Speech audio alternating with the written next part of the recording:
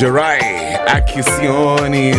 Nakumbuka umdema ki shut down at the Mingo. Hey man, ilikuwa heavy. She's popular, bro. I love Blankets her. and wine. Yeah. She was killing it. Badly, Maza. Chito, do you still go for those gigs? I don't go for the gigs, but I'm aware they're there. I mean, I still, once in a while, I'll find some pals of mine who'll be going there. Yeah, so, but you're never like a club guy, concert But guy. even before, I was never Even a club. before, yeah. But you know, weirdly enough, there's a point I owned a club. Nah, you serious? Yeah. But were you In actually Kenya? there? Yeah. I owned a club for a period. And how was that? And that's when I saw God. You're like to hell with I it. always have a story. I was like, he can't, is it a Wi-Fi? Are you serious? Yeah, there's a time I did a club, bro. I can't picture you But owning then a you tell me club. that thing is so spiritual. In what sense? Because you see, at that point, I was at a point in my life where I was like, you know what? When hey, I just gotta go there. Yeah. The Bible says you cannot worship God and mammon. It's true. Yeah. You have to worship one or the other. Yeah. So there was a point in my life where money was king. Yeah. So I was like, bro, kutengeneza pesa club iko na do. Yeah. So went into club business.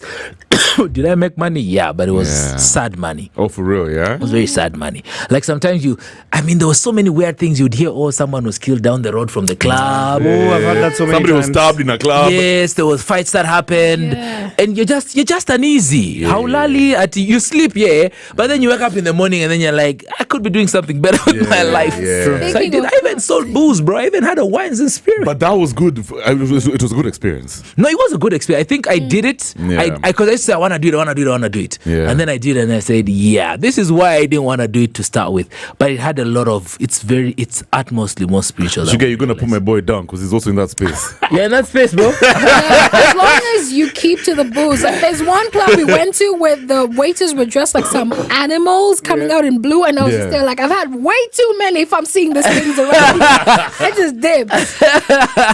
JP, Yeah, I mean, what's the give up? no. You really go experience the I Chito. can't give up. Yeah. Bro, you experience your killer mutu on our own club. Everybody who does, I kid you not, I think God allows us to do it just for, you know what, learn some lessons. Yeah. We shall revisit this conversation by that. But he allows you to do it. But the moment you begin to really see, you can't unsee. Oh my God. Like you can't unsee. The moment you start seeing, like you begin to like this, especially when you are not pinting, when you're sober and everybody else in the club is drunk, you're like, what? That's Baba Nani but I'm with his toy. Yeah. I'm at his toys Rora show tomorrow. Yeah, man. What is he doing with another show? You're like, this, like you see the realities and you begin to see even some of the people you hold in high regard. I was like, I don't want to know that. Like I don't want to know what they do in their private life. Let me just stick to, So it has its things. All right. So, guys, for the record, that is Chito Ndhlovu, a.k.a. the Golden Voice. And we're talking about Kenya in 2024, a year of change, growth, and challenges. Imekuwa real, by the way. And if you can react to some of our conversations, well, tupatane hapo hivyo kwa hiyo hashtag After Hours on Spice. Better yet, give us a ring on 0719012600. The phone line's open. Now, Chito. Yes, sir. The broad-based government. The first time, pressure ilikuwa mob after the mandamano, aka-dissolve gava. Brought in some guys, made a few reshuffles here and there. Alafu tena, whatever happened, now broad-based government shook Rao's hand. Lately, we saw he got into some sort of handshake with the former president Uhuru Kenyatta. The Uhuru men are now in government. Do you think this whole setup, this new formation of the government, will help the president, live up to his promises? At least regain the trust that, if at all there was, that most young hustlers had in him, and actually led him to becoming president because they voted for him. Hustlers nama mamboga. Yeah. Think about it like this. Let me try and paint this illustration in this way. If I have bought a vehicle from Mombasa and I start driving and I'm going towards Kisumu, and then I stop in Nairobi, and you just jump into the car. You don't know where I'm going. You just jump in and we start going. Do you have confidence about the destination? Zing. Even if I told you we are going to Kisumu but you don't know me, you'll be like, umetoka Mombasa, mbona unaenda Kisumu, mbona hawakai hapa? There's a lot of questions you begin to ask. I think it takes a lot to bring in people halfway through when you're doing something. I know there is the whole conversation around it to say, it's because we're trying to bring peace and all that stuff. But I think that's missing the grander point, because I believe the mandamanos is what made them say, we need to create this broad-based government. But it wasn't the politicians who were on the streets, it was the young people, it was the Gen Z. So all that you've done is created another problem by ignoring the bigger picture and saying, let me call this guy, because that's the system we think is going to appease.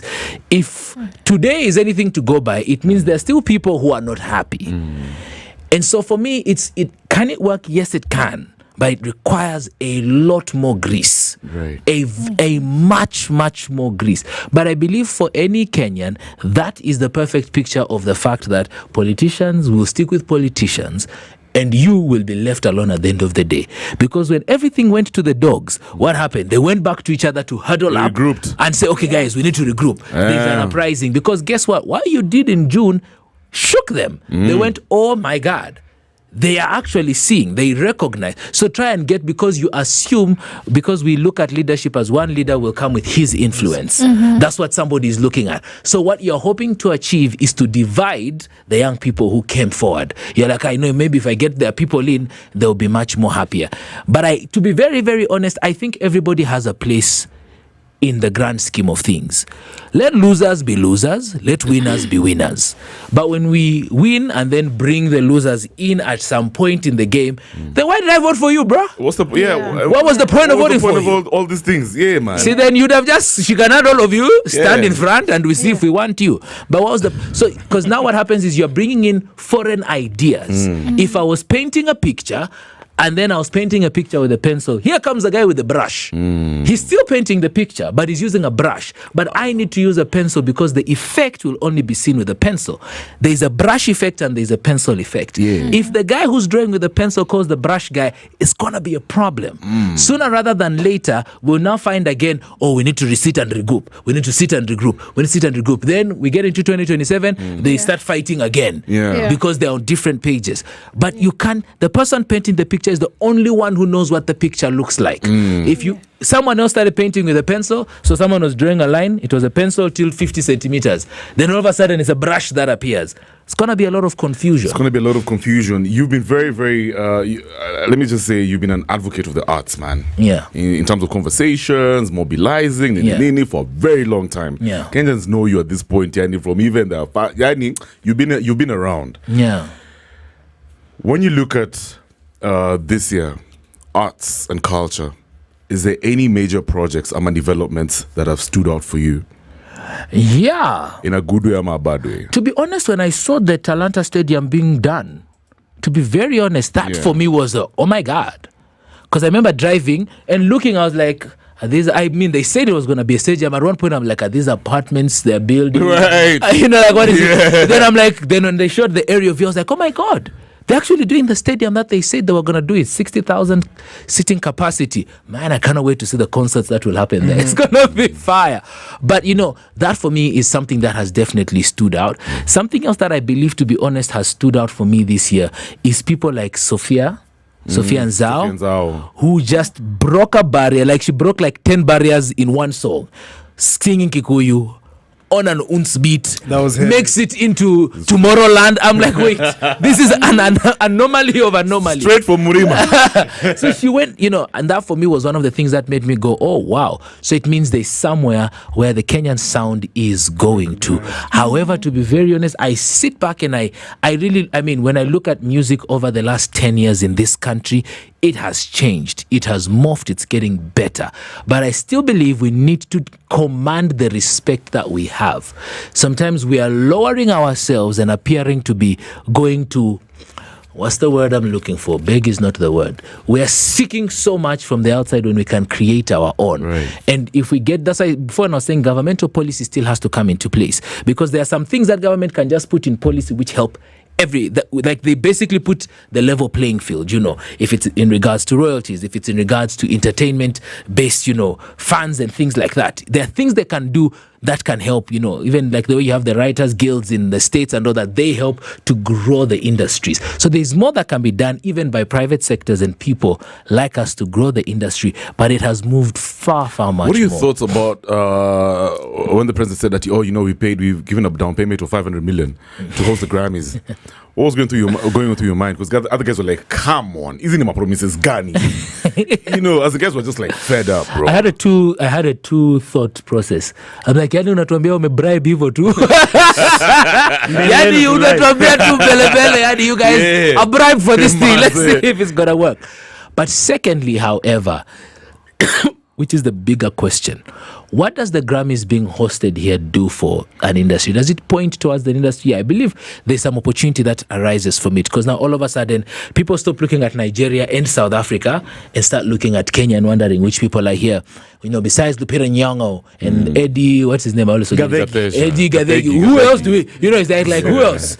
And so so it allows for other people to get into the picture. I mean, what's this other girl's name as well? Elsa Majimbo as well. Yeah. So it allows for people to get into that picture, to be seen, to be viewed by the world in general. So it has a very good thing to it. But I always want to remind people this thing. These are systems. These are not your cousin. The Grammy is a system. If the people in America themselves have a problem with the Grammy, when it comes here, it's an amazing thing, but you have to be able to look past what you would consider systematic issues. You have to be able to. So don't expect a Kenyan to host the Grammy if it's brought here. Don't expect it. Expect Trevor Noah to probably come and host it. 100%. Yeah. So we should have that expectation that I don't believe to them in their eyes there is anybody of caliber to do it. But the fact that it will be in Kenya is a plus. We may not see. Sometimes the pluses don't happen tomorrow. Sometimes the plus is in 10 years' time. Because remember, one artist came to Kenya, saw a bunch of guys and said, "You guys, we can go on a collabo together." They got on a collabo together, and Sauti Sol got a Grammy, which they would have never gotten had they never done anything with Burna Boy. True. So sometimes it takes that one person to break out, come, do the first thing, and everybody goes, "Oh, wait. There's a country called Kenya.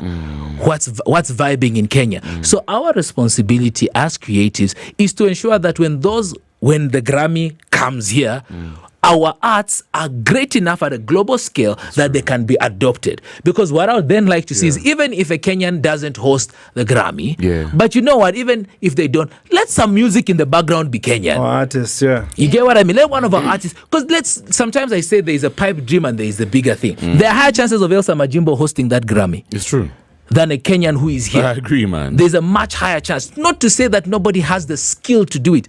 Many people have the skill to do it, but their system will not recognize most people in that way. It takes the hand of God for them to recognize you in that way. So we're about to wrap up now, Chito. Yes, sir. Of course, I was going to ask you about the deputy president being impeached. Were you surprised, by the way, real quick? No, I wasn't. I wasn't surprised. Why weren't you surprised? The signs were there from the start, bro. In fact, today when I was coming, I was thinking, how you get it is how you lose it. How you get it is how you lose it. How you live. Yeah. Finally, during the protest, the 18th June protests, we saw a bunch of young Kenyans coming up, and now they got serious fame. People they're celebrated. In fact, guys like Morara Kebaso. We even saw Kasmil Makoure, the man who's loved and hated in equal measure. Okay, even aside from the Mamanda Mano, we've suddenly seen another guy, the Bradley Mtol. Yeah, the Goliath guy. Yes. We saw Shakira, who we hosted over here. Shakira Wafula. Who's this? Hanifa? Yes. Hanifa as well as anybody else? Nah, those ones are the main ones, I guess. Yeah. So these guys, do they have any political future? I mean, they were just, for the moment. I think some people do. I think to be very honest, I do believe some people do have, and I believe some people we didn't even know, we have not yet known of them. There are some people who in that Mandamano who have a great political future. Than the ones who got fame. Than even these ones who got fame. They sat there, they heard what people were saying, they watched closely, and they understood the real issues. And those people are going to start bringing up the issues. And I dare say, I believe this coming election, there's going to be a lot of interesting younger people who come up, but they will appear, what's the word? They will appear like they know nothing till they open their mouths. Oh my God. Then everybody's going to go, wait, hold up. They're actually brilliant guys. Yo, by the way, Chito, what do you think about Kasmil hanging out with Rao, man? Guys were saying, fake guy! Who say Mazenjo, traitor! All these manenos. I mean, there's a lot of ways to look at it, but for me, it's just, maybe that's probably his path. Yeah? That was his path. I think sometimes we let people follow their path. That's his path. If that's the path that he's chosen to, there are consequences for that path. They could be good or bad, Exactly. but there are definitely consequences. But one thing I will tell you again is that 2027, there are many young people of sense who are going to come up. People who understand what policy is, who understand their role, because many MPs don't even know what their job is. There are many people who are going to come up who understand. Our duty is to be alert enough not to make the same mistakes we made before. We should be alert enough to listen to what somebody is saying. You know your MP has done something or not. If he's just buying you mandasi and giving you chai, there is nothing is done for you. Look at what your MP has done. I kid you not. I believe this with the bottom of my heart, that even at presidential level, the people who are going to come up who are good for us, let us make sure we are hearing them. About to wrap up, bro. Finally, what's your word to younger Kenyans out there, man? Guys are scared. There's a sense of apathy in the country. No one knows what to expect next year. Check it, a guy who was prophesizing that, oh my God, Kenyans are going to die. A lot of Kenyans are going to die because of stress. And just frustrations, man. You know, what's your word to Kenyans? Let me not depress you, but let me just say it as it is. There is nowhere in history where it says that the world generally, I'm going to use this very loosely, the world generally will get better. Even the Bible talks about it's going to get darker and darker. Now, there are two. Remember before when we spoke about the mindset and who is governing your mindset?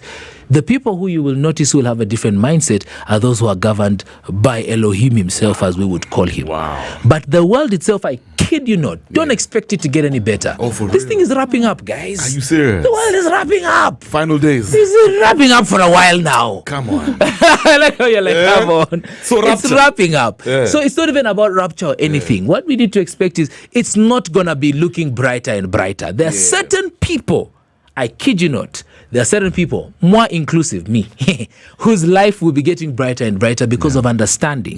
We need to, this is how I usually say it, the eyes of your understanding need to be enlightened for you to see. Because there are certain opportunities that are there that if Kev touches will work. Oh, I love that. But then if you do it in your human strength, utagonga ukuta. Because the one who they call the God of the world, is not sitting on the sidelines and just happy-go-lucky guys are doing whatever it is they're doing. So yes, are some things gonna get worse? Yes, they will. For certain people. And I say it very confidently. It's for certain people. Because there's another group of people who will be flourishing and guys will be wondering, how are you flourishing? It's because the guy who created everything, anawapatia mwa Kenya. Oh, man. So, you got, it's who you... I believe even the last time I was here, I remember I told you one of the most important questions I always ask is the question that God asked Adam and Eve when they had fallen in the garden. When he asked Adam, where are you? And then Adam said, I was hiding from you because I was naked. And God asked him, who told you? So that is the same thing in this case. Who told you it's not going to be good for you? Once we understand who's speaking, then you know who to listen to. Because that's why I've said, and I said I use it very loosely, that it may not get better for everybody. Right.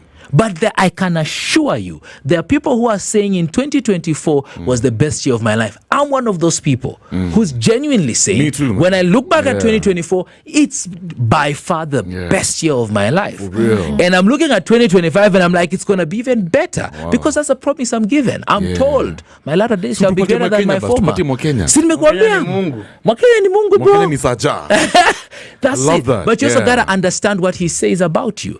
So there is one scripture where he says, the path of the just shines brighter and brighter onto the perfect day. So you have to have that understanding to know, okay, am I the righteous? If I am the righteous, my path is supposed to be shining brighter and brighter. There's another one that says, the latter house shall be greater than the former house. So then it means I am a member of the latter house, not the former house. It must be better for me. So it's the understanding and the orientation that we have. That's why sometimes there are people we look at and we think, oh, this guy is not down to earth. He is not on earth. This guy is in heaven. He is literally in heaven. He is not on earth. So it's an orientation of understanding. But most importantly, who told you? That question for me is very fundamental. The person who tells you determines where you will end up. But there is one who has spoken before already and has told you everything. So you have to, which frequency? We are tuned into a frequency right now. There is a frequency you tune into in the spirit realm. The frequency you're tuned into determines how far you go. If you're tuned into the other frequency, you will join the rest of the hood that will say, because also what you speak is very important. People usually say these things and they think it's just a statement. The Bible literally says, where the word of a king is, there is power. So what you say, what you're speaking from your mouth is the essence of things. You're speaking your future into existence. Now imagine when you get that, you get your speech right, you get your Bible open, and you actually start speaking what you're seeing has been promised you, things start shifting. I've seen it before in my life. I've seen other people. There are guys who, I kid you not, I saw someone this year, a friend of mine, moved from a 2-bedroom house in Kiseri, and I was at their house on a Sunday, vibing, just chatting. We were having a good time. On a Thursday, they were in Karen. Sounds like stories are Java. But on Sunday when I was with them, they didn't know they were moving to Karen. No way. They literally, I saw them with my eyes. And he's a believer. I saw the move, I saw them move from Kiseri Anuko in the deep 2-bedroom house into like a 5-bedroom in Karen. I love it, man. I love it. In less than a span of 4. So it's what we say, what we believe. These things sound elementary. They sound basic. Sometimes sounds, it's just that voodoo. The people literally are living their lives off these things. There are people who wake up in the morning, watu wamelala, other guys are programming their day. The way we sit here and we program on media and program how people think, there are guys who program their day. So you have to ask yourself, who told you? Who told you means who are you listening to? Whoever you are listening to is going to determine how far you go. So the world is going to continue crying. That's the reality. The world will continue, things are not. But there's always going to be a group of people who will always appear as though they are not crying. It is the truth. We are all God's children. But how many of us actually listening to what he's saying? How many of us actually following what he's laid out for us? So that's what begins to set apart other people. It's who told you, who are you listening to? To be very honest, that is the changing. When the moment I started focusing on them, who am I listening to? And shifted that frequency. It doesn't mean things don't happen around us. Things happen.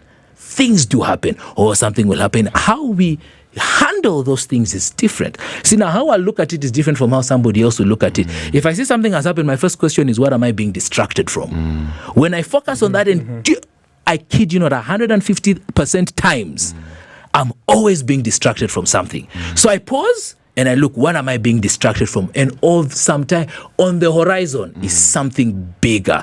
Or something in that same moment, this thing happened, something else came, but the magnitude of how great it is was being diminished by this thing. So when you put this thing aside, you realize this is a great opportunity. Now you can see clearer. You can see much clearer. So who told you? Means who are you listening to? But above all, we need to begin to see things differently. We cannot follow the tune of everybody. Just because your neighbor is singing a song doesn't mean you need to sing the song. Because it becomes a thing. You all sing the same song, then those things begin to happen and we wonder. People do this thing where they say, it's like they leave it up to God to figure it out. God has got it. What are you doing on your part?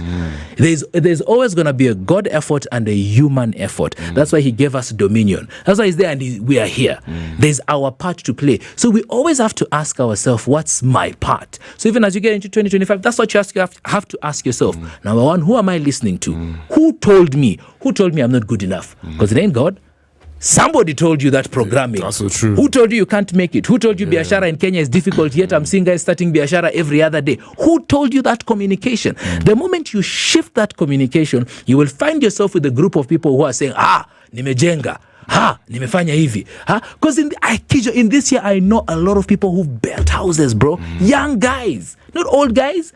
Youngings. People are making fun of Calligraph Jones. I know another guy who has built a house of that magnitude this year. So what is it that these guys know, even in the same similitude of Calligraph? What does Calligraph know that the rest of us don't know? It's true. By the time he's building in such a quote-unquote climate, there's something this guy knows that is understood that we also need to get a part of and begin to understand. If we don't get that understanding, we will cry. But if we get that understanding, next year at this time we'll be sitting and we'll be saying 2025 was the best year of my life. I love it, Chito. That's how we're going to wrap up this conversation. Who told you? That's my takeaway. JP, Who are you listening to? Who are you listening to? Chito, I love you, man, for that. Thank you so much. As always, thank this you. Is a very powerful word, and I know many Kenyans are going to they're going to be inspired by this, because here, it may be real, but guess what? Who told you? Nilikuambia ilikuwa real. Labda ilikuwa blessing. Ulisikia wapi? Sawa. Act like you know, but Lady London is coming through in a bit. Alafu, this hour, the second hour of the show, we will have the amazing Fanya Mambo Kinuthia talking about all things Gen Zs, all things abductions, and the criminalization of youth activism in the 254. Twende kazi. 24/7 around the world non-stop. This is SpiceFM.